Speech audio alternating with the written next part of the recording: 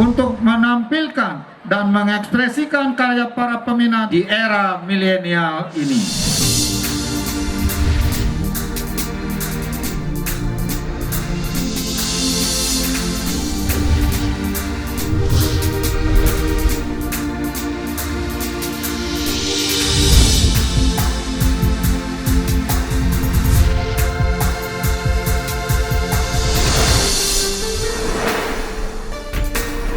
Festival Seni Balijani kedua tahun 2020 mengambil tagline Bali Art Virtual dengan tema Candika Jiwa, Witika Atmakestik.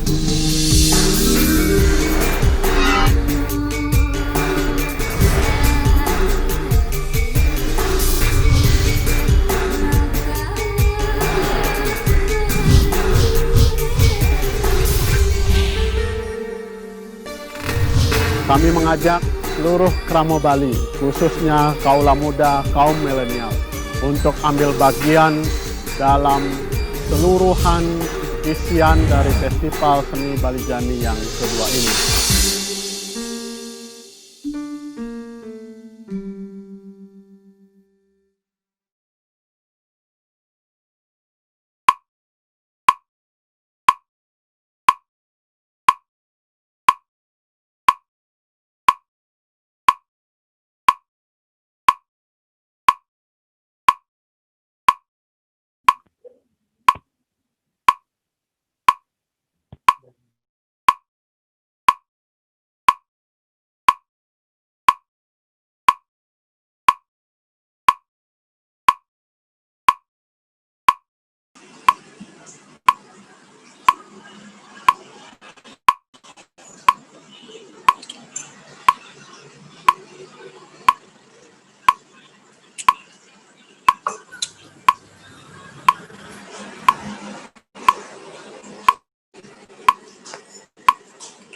Pulang, Pak. Pulang ya.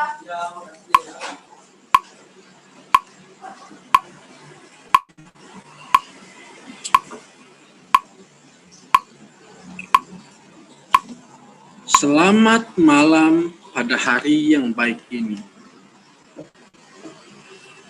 Saya ingin menceritakan kisah hadap kota yang saya tinggali.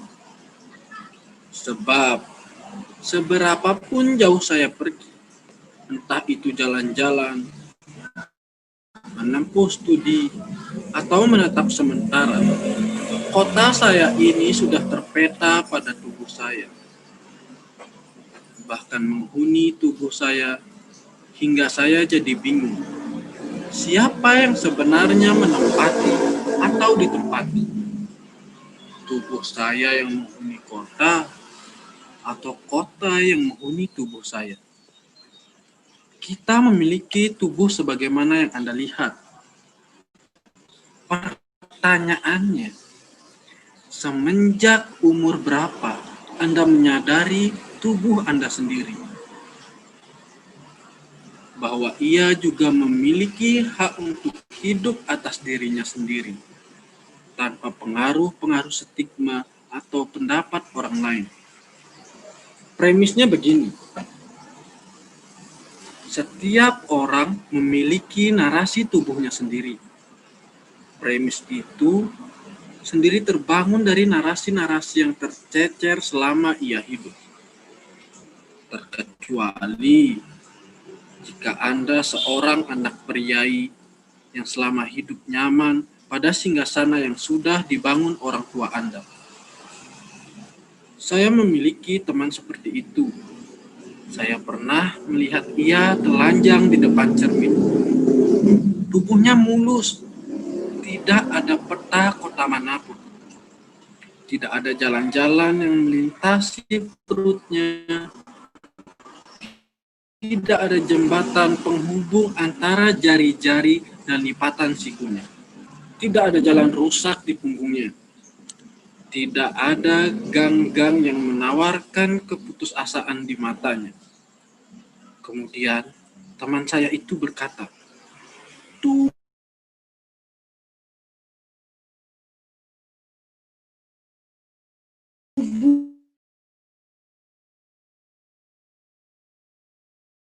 Aku adalah gunung, laut, danau. Diam, katanya. Dalam hati saya mengumpat, kau terlalu kaya, sehingga kota-kota enggan denganmu. Atau malah sebaliknya, kau yang enggan kemana-mana. Baiklah, sampai di sini ada yang bertanya? Saya, Pak. Oh ya, silakan. Gini, Pak. Tangan saya ingin berlari. Kaki memegang pensil untuk menggambar. Apakah itu wajar? Sebab kata ibu, surga ada di telapak. Sementara kaki saya enggan menyentuh tanah. Katanya jalan-jalan hari ini dipenuhi pengemis yang pura-pura. Sementara mata saya ingin menjadi perut. Ia ingin melihat cara kerja organ-organ. Bagaimana mencacah makan, bagaimana mencerna kata-kata yang bikin sakit hati, dan yang paling penting, bagaimana hati bekerja saat mata melihat seseorang perempuan yang saya sukai menyapa saya ketika jam istirahat.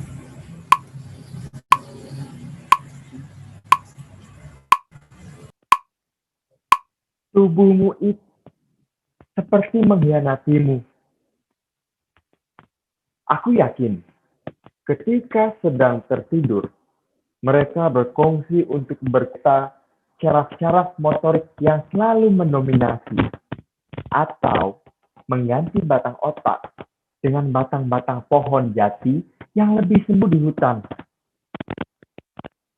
Pak, saya tidak mengerti bagaimana mencari jalan keluar saat saya sedang berjalan-jalan menelusuri ganggang bau pesing di setiap lipatan tubuh saya. Padahal saya sering mandi dengan sabun yang 10 kali lipat lebih cepat menghilangkan kuman. Tetap saja, ganggang buntu itu dihuni oleh para abuk, pelacur, pengamen, tukang acung, dan tukang lainnya. Saya jadi malu, Pak, ketika kekasih saya jalan-jalan di tubuh saya.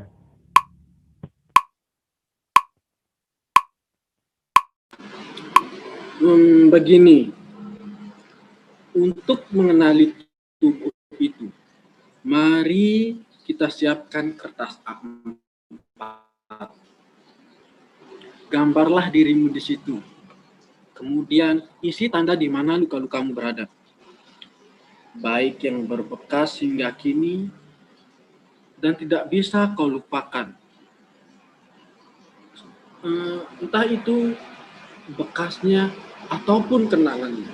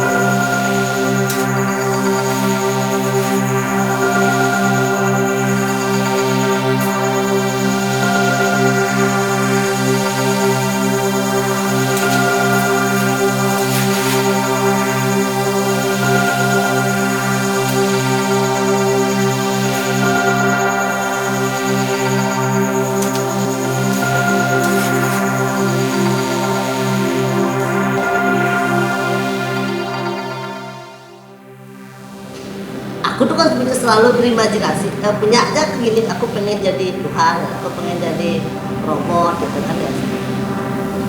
Nah kecil nih jadi sama temenku nih maghrib aku main itu biasa kecil tak aduin kau sama ini ya, aduin berani lawan ini tak aduin mau Power Ranger gitu.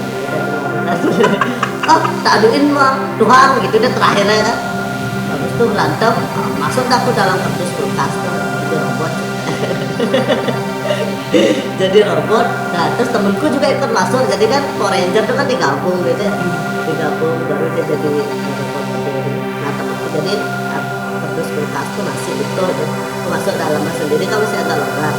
Terus masuk lagi dalam temenku kulkas kecil. Kan udah sesak nih tuh. Habis itu kan kayak mau jalan tuh temenku mau kesini, aku mau kesini tuh, gebek-gebekan gitu.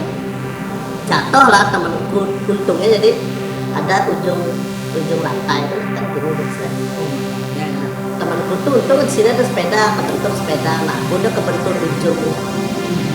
Dan aku kan emang dari kecil tuh takut dokter gitu ya, takut dokter, takut jarum, takut apa. Jadi ini nih aku ngabisin 6 Hansaplast. Ketempel sendiri. Aku tempel, jadi udah gede kan, aku tempel sendiri 1 Hansaplast sampai semua penuh darah, sampai lagi kerecet darahnya, aku buka lagi karena takut ditauin menenekku. Ini kan orang tua aku udah cerai, ketinggalan menenekku. Gitu 2 lagi tetap ngecor darahnya tuh. Sampai pusing lah kan. 3 ke 6 ini masih tetap ngecor, akhirnya jalan terakhir keluar aku temukan ada kasih bedak. Terus akhirnya bedak kan beku dia darahnya, bedak ngecor-ngecor. Semua sendiri tuh Sembuh sendiri. tanpa dokter. Gila. Kan nenek kau tahu ya akhirnya. Tahu tapi kan ketika bilangan luka dikit kan, karena udah nggak ada darah lagi baru aku pulang. Itu kejadian di mana? Jadi rumahku gang kecil itu ya, depan gang, tapi masih gang juga. Jadi rumahku di pojok, gangnya gini seret, baru ada tikungan, nah di sini itu masih dalam gang. Sing Rio jelema-jelema itu. Apa? Maksudku di rumah itu ada siapa? Iya, Rio, tapi kan aku kan untungnya aku nggak nangis gitu kan. Dan aku akan nangis kalau ini diadukin ke nenekku. Jadi aku udah buat bilang kayak gitu. Nggak apa-apa, yang penting Dato kan aku manggil nenek Dato. Datuk nggak tahu. Ah, Datuk nggak tahu. Betul Dato nggak tahu nggak apa-apa dah. Semisal Datuk tahu kan? Karena aku ngeling mungkin ya. Dan ngelingnya aku udah takut sama dokter. Oh pasti diajak ke dokter. Dan dari waktu itu setiap sampai aku sakit apapun, pokoknya kecuali aku udah nggak bisa ngapa-ngapain, aku udah dokter jalan terakhir. Parah itu. Sampai sekarang itu kelas berapa ya? Pas sampai SD. Kelas 2 SD. Kayak tiap hari ke sekolah dengan bedaan ya. Ya, enggak kan sekali aja dibedain. Teori apa itu? Enggak, aku tahu ya gimana biar nggak keluar. Pokoknya harus ditimbang. Kan kalau bedak kan beku deh loh. Jadi beku gempal gitu kan. Penyembuhan juga melalui proses imajinasi. Ya. Tapi itu yang paling ingat. Nah ini nih. Jadi ini sama nih. Heeh, gitu.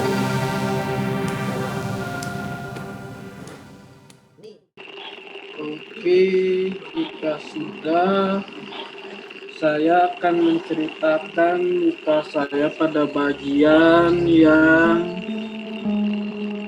terlihat, yang ini di kepala sebelah kiri. Jadi waktu itu kejadiannya sekitar tahun 2015. Waktu itu menjelang 15 atau 10 hari akan Hari Raya Idul Fitri. Waktu itu saya sedang bermain PS ya sama teman-teman, sembari nunggu untuk sahur. Karena biasanya di kampung saya itu ada tradisi untuk bangunin warga-warga kampungnya sahur. Biasanya itu dilakukan oleh muda-mudi. Kemudian sambil menunggu waktu, itu sahur kita tuh biasanya saya isi dengan kata media, PS sama teman-teman saya. Kebetulan waktu itu saya isi waktu dengan PS. Waktu sudah di tempat PS, saya sedang asik main PS nih. Kemudian saya menerima chat dari teman saya. Kebetulan dia tahu di tempat saya dibelikan nasi untuk makan. Kebetulan juga waktu itu saya dekat sama dengan nasinya, saya tolongin dia nasi, kemudian saya bawa ke tempat kosnya dia. Nah waktu pulang itu keadaannya waktu karena selesai hujan mungkin ya, hujan, jalan tuh waktu begitu licin, jalan agak licin, basah karena basah kan. Nah waktu di jalan pulang tuh ada kayak tikungan es tapi tidak terlalu tajam, dia agak biasa aja deh. Waktu setelah pulang dari kos itu saya karena mengejar waktu kan, karena ingin main PS juga, saya cepet-cepetan kalau agak ngebut jadinya. Waktu di lingkungan es itu sekitar 5 meter sebelum belok itu saya kaget gitu, ternyata ada anjing nyebrang. Dengan sigap aku mencet rem depan kan, bahkan waktu itu jatuh waktu itu merasa bahwa kayaknya dada duluan ngebut kan, jalanan licin, stang sudah kebanting, itu motor kejatuh. Aku kayak merosot itu sejauh beberapa meter gitu dari motor, dada duluan, dada, kepala terakhir. Kepala itu aku nggak ngerasa kalau ternyata ada luka di kepala, karena yang pertama kalinya itu aspal waktu itu kan karena bagian badan, jadi aku fokusnya di sana gitu. Aku takutnya itu di sana gitu. Waktu aku nggak ngerasa, aku langsung kayak diam dulu di trotoar, harap bahwa bakal ada dulu, tapi ternyata karena nggak ada.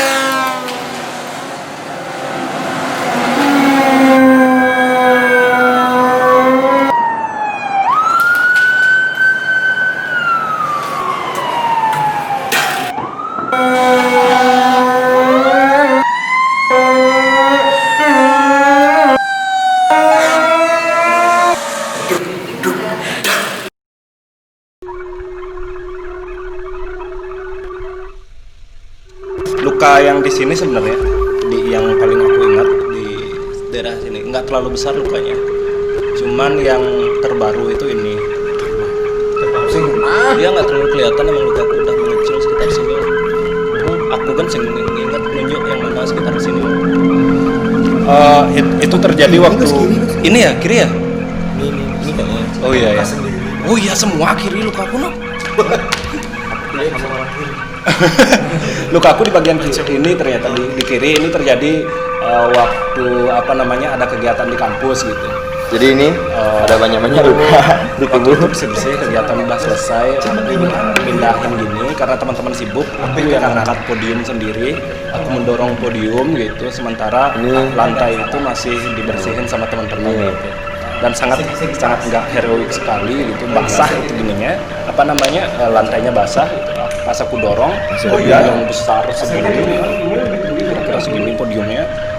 Nah, gini, tapi berdiri kan posisinya aku dorong untuk sendiri benar-benar berat itu coba dan kaki terbiasa kaki terbalik apa namanya gitu sama gini sama podium itu beda gitu aku pikir rahangku udah rusak waktu itu Oke, belajar ketubuhan tapi nggak khawatir semua dilariin aku langsung ke rumah sakit ke ketubuhan. ke UGD di Singaraja. Udah, aku lanjut ya. Ini ada banyak luka mungkin yang aku ceritain hari ini Dan yang di sana aku ditawarin sama dokter mau dijahit apa enggak gitu. Aku nggak berani sama jarum suntik jadi aku nolak nggak usah dok gitu. Kemudian apa namanya pas mau di dalam sama teman-teman Jadi nggak bisa gini deh. yang lain masih dokternya keluar karena masih siap-siap.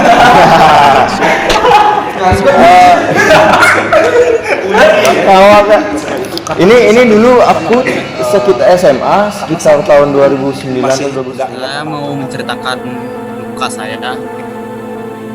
Ini dia gambarnya. Nah, bisa dilihat memori saya tentang luka yang paling saya ingat sampai sekarang adalah yang di kepala ini, yang di kaki. Ya.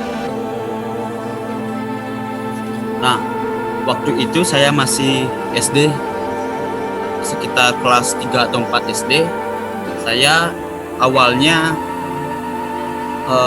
berencana untuk mandi di sungai sama kawan-kawan. Tapi pada saat itu saya terlambat karena ada sesuatu hal, jadinya saya ditinggal. Nah, saat itulah saya cepat-cepat untuk mengejar, bawa sepeda sendiri, langsung menyelempang handuk di leher dan langsung buru-buru untuk ke sungai. Pada waktu itu saya sangat suka gitu memainkan stang sepeda saya gitu. Saya goyang-goyangkan dia, ya seperti anak-anak waktu itu masih suka sekali bermain dengan sepedanya gitu. Tanpa saya tahu waktu itu di jalan itu sangat banyak kerikil gitu. Ketika saya goyangkan stangnya, saya jatuh. Yang pertama mendarat itu adalah kepala saya, tepatnya di bagian ini kening. Saat itu saya langsung bangun, stang sepeda saya sudah bengkok gitu. Alhasil jadinya karena sepeda tidak bisa melaju lagi, saya balik langsung ke rumah dengan membawa sepeda saya gitu. Di perjalanan saya sering sekali mengusap kepala saya dan muka saya dengan handuk gitu. Saat itu saya mengiranya itu adalah keringat. Tapi ketika saya berpapasan dengan seorang dagang pentol gitu, dia ekspresi wajahnya aneh gitu ketika melihat saya gitu. Seperti ada hal yang ganjal gitu. Ketika itu saya juga mengusap muka saya dengan handuk, dan baru saya sadari handuk saya itu ternyata bukan keringat yang membasahi, tapi darah gitu. Jadi gitu. Setelah dijahit itu aku besoknya langsung masuk dengan ada perban besar di kepala gitu. Dan ketika aku sekolah, teman-teman penasaran gitu, kok bisa gitu, nah, kemana kamu kemarin, kok nggak kelihatan gitu, katanya janjian udah mau mandi bareng-bareng di sungai. Nah, saat itulah aku jawab, ini dah karena aku mengejar kalian dan aku bermain-main dengan sepedanya, aku jadi jatuh gitu. Ini dah luka akibat kemarin. Saya mau menceritakan luka saya. Ini dia gambarnya. Nah, bisa dilihat memori saya tentang luka yang paling saya ingat sampai sekarang adalah yang di kepala, ini yang di dahi. Ya. Nah, waktu itu saya masih SD, sekitar kelas 3 atau 4 SD. Saya awalnya berencana untuk mandi di sungai sama kawan-kawan. Tapi pada saat itu saya terlambat karena ada sesuatu hal, jadinya saya ditinggal. Nah, saat itu saya cepat-cepat untuk mengejar, bawa sepeda sendiri, langsung menyelempang handuk di leher dan langsung buru-buru untuk ke sungai. Pada waktu itu saya sangat suka gitu memainkan stang sepeda saya gitu. Saya goyang-goyangkan dia, ya seperti anak-anak waktu itu masih suka sekali bermain dengan sepedanya gitu. Tanpa saya tahu, waktu itu di jalan itu sangat banyak kerikil gitu. Ketika saya goyangkan stangnya, saya jatuh. Yang pertama mendarat itu adalah kepala saya, tepatnya di bagian di kening. Saat itu saya langsung bangun, stang sepeda saya sudah bengkok. Alhasil jadinya karena sepeda tidak bisa melaju lagi, saya balik langsung ke rumah dengan membawa sepeda saya gitu. Di perjalanan saya sering sekali mengusap kepala saya dan muka saya dengan handuk gitu. Saat itu saya mengiranya itu adalah keringat. Tapi ketika saya berpapasan dengan seorang dagang pentol gitu, dia ekspresi wajahnya aneh gitu ketika melihat saya gitu. Seperti ada hal yang ganjal gitu. Ketika itu saya juga mengusap muka saya dengan handuk, dan baru saya sadari handuk saya itu ternyata bukan keringat yang membasahi, tetapi darah gitu. Jadi gitu. Setelah dijahit itu aku besoknya langsung masuk dengan ada perban besar di kepala gitu. Dan ketika aku sekolah, teman-teman penasaran gitu, kok bisa gitu, kemana kamu kemarin, kok nggak kelihatan tuh, katanya janjian udah mau mandi bareng-bareng di sungai. Nah, saat itulah aku jawab, ini dah karena aku mengejar kalian dan aku bermain-main dengan sepedanya, aku jadi jatuh gitu. Ini dah luka akibat kemarin.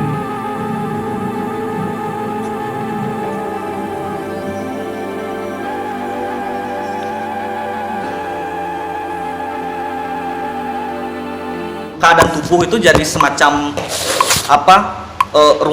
ada ruang personal dan kolektif di dalamnya gitu. Di satu sisi luka itu sangat personal banget sama kita, tapi di sisi lain bisa terhubung dengan personal yang lain gitu. Ya manusia terhubung karena luka gitu. Luka itu ada fisik, mental gitu. Jadi kalau misalnya dikembangkan dalam konteks istilahnya IPA itu ada neural network gitu. Masalah-masalah personal itu terhubung dengan masalah-masalah yang lain gitu. Sayangnya ada luka-luka. Nah, dalam konteks luka yang terhubung ini kenapa bisa terhubung kan gara-gara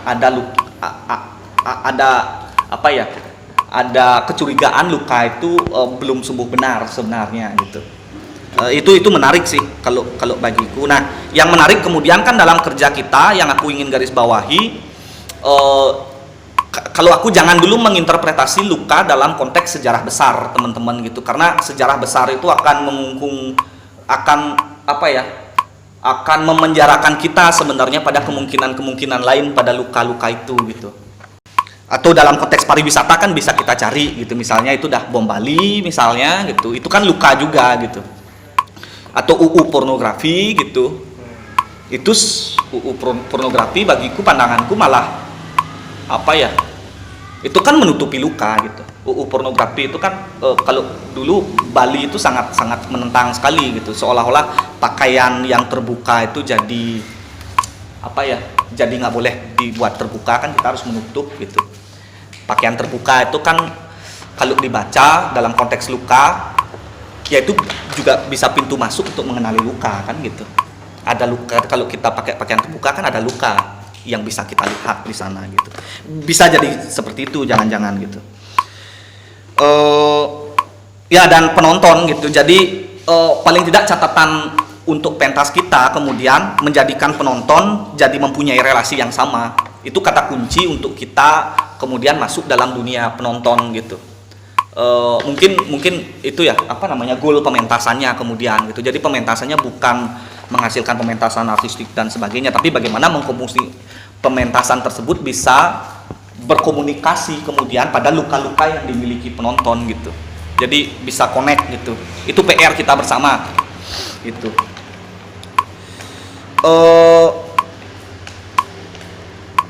Itu nah sama luka-luka yang tadi teman-teman jelaskan gitu, itu kan sebenarnya banyak sekali narasi yang hadir gitu, tapi aku berusaha untuk mencatat dikit aja gitu. Artinya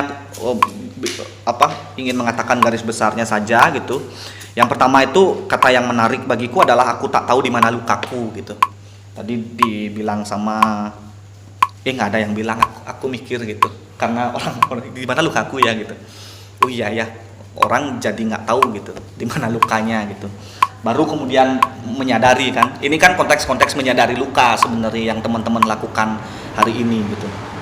Jangan-jangan sebenarnya sehari-hari teman-teman nggak penting gitu, nggak ingat tentang luka itu gitu, tapi baru sekarang dilihat, jangan-jangan gitu, atau memang luka itu punya peran yang mempengaruhi kesehariannya teman-teman tanpa teman-teman sadari gitu kan. Itu bisa jadi. Nah, beberapa hal gitu, kata kunci yang sering teman-teman bilang itu adalah medis, dokter, itu selalu teman-teman ucapkan di setiap cerita gitu. Bagaimana kemudian kehadiran luka dan medis itu jadi penting, jadi dokter, UGD, klinik gitu. Kemudian penting untuk membedakan, jangan-jangan lagi gitu, penting untuk membedakan di mana fungsinya gitu antara klinik, puskesmas tadi, UGD gitu. Bagaimana teman-teman melihatnya itu gitu. Habis itu ada konteks rasa takut, rasa malu, tidak ingin terjadi keributan gitu. Itu semacam ruang ekspresi-ekspresi ketika teman-teman mendapatkan luka itu yang aku catat gitu. Banyak dari teman-teman yang mengucapkan itu gitu. Yang menarik kemudian kan juga perkataannya Jeko itu, bereskan, jadi biar sekalian itu sakitin aja langsung, sakitin aja lagi, sakitin sekalian biar lupa dengan rasa sakit itu. Wah, itu kan gimana itu gitu. Itu aku yang rumuskan. Nggak, tapi gini, penting lah itu gitu, untuk melihat lagi kan, oh ternyata ada kemungkinan luka jadi tidak seseram itu gitu, tapi buatlah lebih seram itu agar luka nggak seram lagi gitu.